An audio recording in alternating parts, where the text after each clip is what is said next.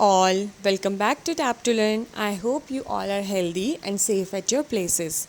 So in our last video, we discussed about noun, types of noun, their examples and etc. And in today's video, we are going to discuss the remaining points related to noun. The first thing that we had left about noun was gender. We should know before discussing gender that how many genders are there. So basically there are 4 types of gender: masculine gender, feminine gender, common gender and neutral gender. So one by one we will discuss all of these and the examples of the genders. So the first one is masculine gender. So we know that masculine gender denotes male, that for example tiger, man, etc. Next up we have feminine gender, that denotes female, woman, peace, etc. Third one is common gender, that is used for both male and females, for example child, student, etc. In common gender there is no particular gender given and it can be used for both feminine and masculine gender. And next up we have neutral gender. So neutral gender is used for non-living things, for example book, table, etc. So these were the 4 genders.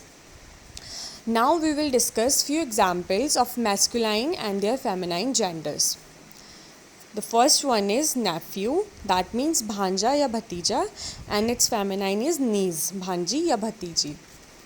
Next up we have bachelor. Bachelor is used for unmarried man and maid is used for unmarried woman. Next is fox, that means lomdi. So fox is used for masculine fox and vixen is its feminine gender. Buck rabbit is used for the male rabbit and doe rabbit is used for the female rabbit. And last is governor. We know what governor means and its feminine is governess. So these were the few examples for the masculine and feminine gender. Now we will discuss most important points related to noun, क्योंकि क्या होता है कि जब हम noun chapter करते हैं, हमने थ्योरी कर ली, अब हम एक्सरसाइज की तरफ बढ़ते हैं, तो उससे पहले हमें कुछ पॉइंट्स बिल्कुल पता होने चाहिए. अगर हम उन पॉइंट्स के बारे में अवेयर नहीं होंगे तो हमें लगेगा कि जो सिंगुलर नाउन है उसके साथ सिंगुलर वर्ब आएगी, जो प्लूरल नाउन है वो हमेशा प्लूरल वर्ब ही लेगा, और इस थ्योरी की वजह से हम एग्जाम्पल्स या एक्सरसाइज में गलत कर सकते हैं. लेकिन जब हमें पता होगा कि हर सिंगुलर नाउन सिंगुलर वर्ब नहीं लेता है, उसके लिए क्या रूल्स अप्लाई होते हैं हम वो पढ़ लेंगे, तो हमको समझ में आ जाएगा that what are the exceptions related to noun और उनको हम कैसे यूज़ करेंगे. So the first point is, some nouns are always used singularly. They are used singularly and take singular verb with them. Okay. So the first point is कि कुछ noun होते हैं जो हमेशा singularly ही used होते हैं, उनको plural नहीं बनाया जाता है और उनके साथ singular verb ही use होती है. तो इसके हम examples देखेंगे, थोड़ा सा discuss करेंगे तो हमें ज़्यादा अच्छे से समझ में आएगा. Example is luggage, baggage, equipment, furniture, pupil. Okay, so जो प्यूपिल वर्ड है वो एक एक्सेप्शन भी है. इसमें क्या होता है, प्यूपिल और प्यूपिल्स भी यूज़ होते हैं, लेकिन वो किस तरीके से यूज़ होते हैं अभी हम आगे देखेंगे. तो the example is my luggage has not arrived yet. तो हमें क्या समझना है कि लगेज एक कलेक्टिव नाउन है. कलेक्टिव इसलिए है क्योंकि लगेज में हमारे सारे बैग्स आते हैं, वट एवर वी कैरी, हम हर बैग को लगेज में काउंट करते हैं. तो there could be any number of bags in luggage, लेकिन फिर भी हम इसको एज ए कलेक्शन यूज़ करते हैं, तो इसलिए हम इसके साथ हमेशा सिंगुलर वर्ब का ही यूज़ करते हैं. और मैंने प्यूपिल की बात करी थी, तो जब हम प्यूपिल की बात करते हैं, pupil is equals to number of persons, तो ये हमेशा प्लूरल फॉर्म में यूज़ होता है, लेकिन हम इसको प्यूपिल ही यूज़ करते हैं. लेकिन जब हम प्यूपिल ऑफ डिफरेंट कंट्री या डिफरेंट रेसेस की बात करते हैं, उसमें हम प्यूपिल्स का यूज़ करते हैं. Pupils of different countries have different customs और whatever we can say. तो यहाँ पे हमने प्यूपिल्स यूज़ किया क्योंकि हम अलग अलग देशों के लोगों की बात करें. तो this is the exception related to the word प्यूपिल.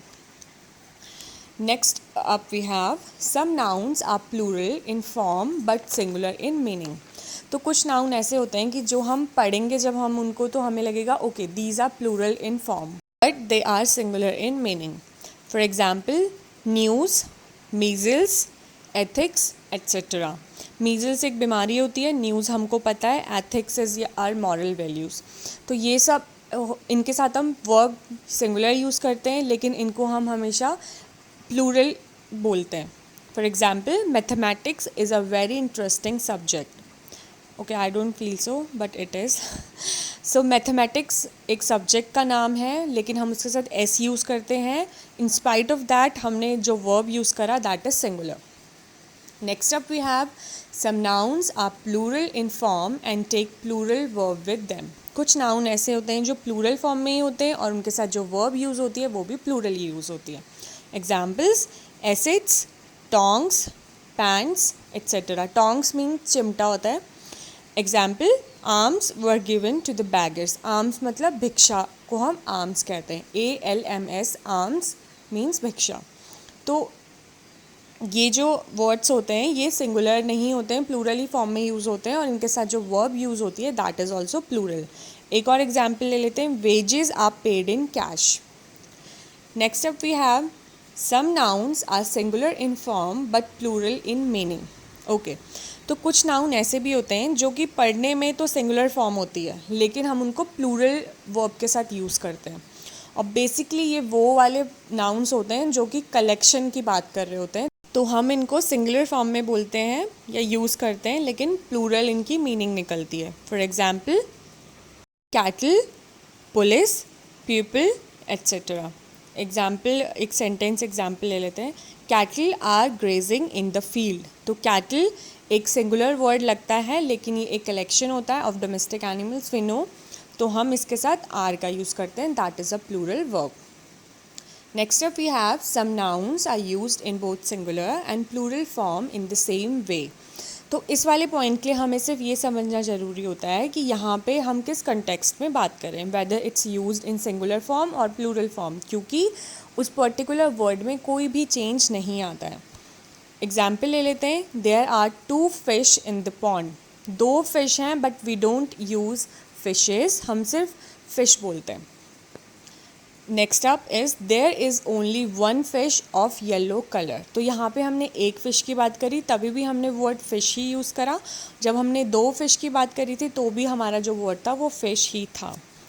और एक्सेप्शन इसमें ये है कि अगर हम फिशेज़ वर्ड यूज़ करते हैं तो उसका मतलब ये होता है कि हम डिफरेंट स्पीसीज़ की फ़िश की बात करें.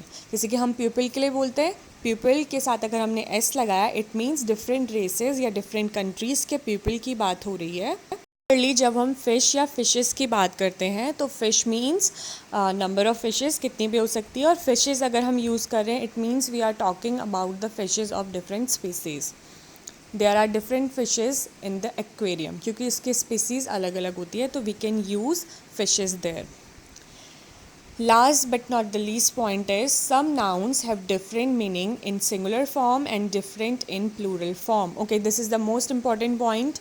समझना बहुत ज़रूरी है क्योंकि एक सिंगल एस या ई एस पूरे वर्ड का मीनिंग चेंज कर देते हैं. They alter the meaning of the whole noun.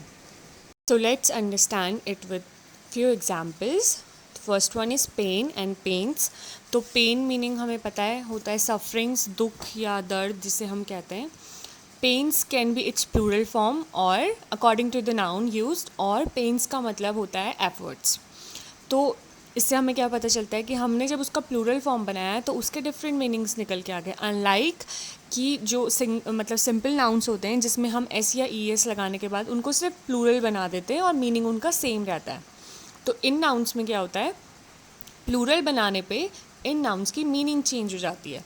Example से देखते हैं, the old man is in pain as yesterday he lost his wife. And when the pains are bitter, the results are always sweeter. So these were the example of pain and pains. Next up we have iron and irons. So iron is a metal, we all know that very well. Use for making several equipment. लेकिन irons का use हम shackle या फिर बेड़ियाँ जिसे कहते हैं उस वे में भी यूज़ करते हैं. For example, the prisoner was tied with irons. तो यहाँ पे आयरन्स का मतलब शैकल से है. तो इससे हम क्या समझे कि एस या ई एस ऐड करने पे सिर्फ प्लूरल फॉर्म नहीं बनता है लेकिन कुछ नाउन का मीनिंग भी ऑल्टर हो जाता है. तो we should know all about the nouns and how they are used, where they are used without making errors. So this was all about the nouns and all rules and exceptions. Hope it helps and thank you so much.